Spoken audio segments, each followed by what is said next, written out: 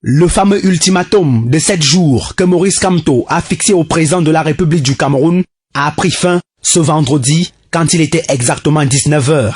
Paul Biya est toujours bien installé au palais des Tout-Dits et son gouvernement mobilisé pour lutter contre la crise sanitaire que traverse le pays.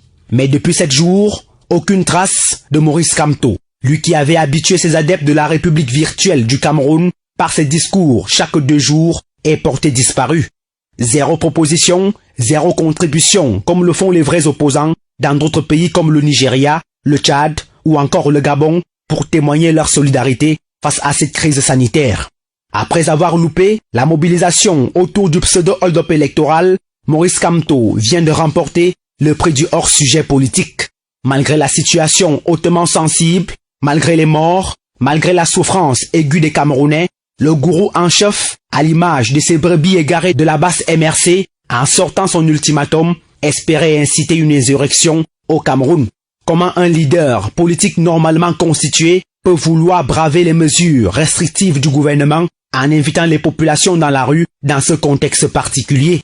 Un entêtement que certains observateurs mystiques du Cameroun, eux-mêmes dépassés par les attitudes de Maurice Kamto, qualifient d'un sorcier qui ne craint aucune barrière pour boire le sang du peuple, même s'il est contaminé. Le fondateur et gourou en chef de l'église politique des témoins de Kamto ne supporte certainement pas son confinement politique de ces 7 prochaines années au Cameroun. Après son score lamentable lors de la dernière élection présidentielle, il est hors course à la vie politique du Cameroun.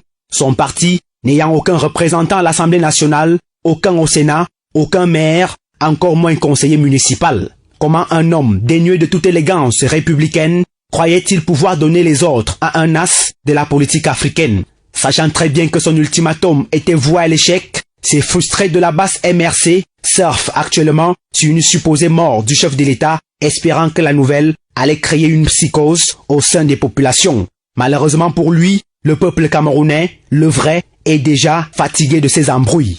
Le président de la République, lui, est resté dans sa réserve habituelle, sa parole est rare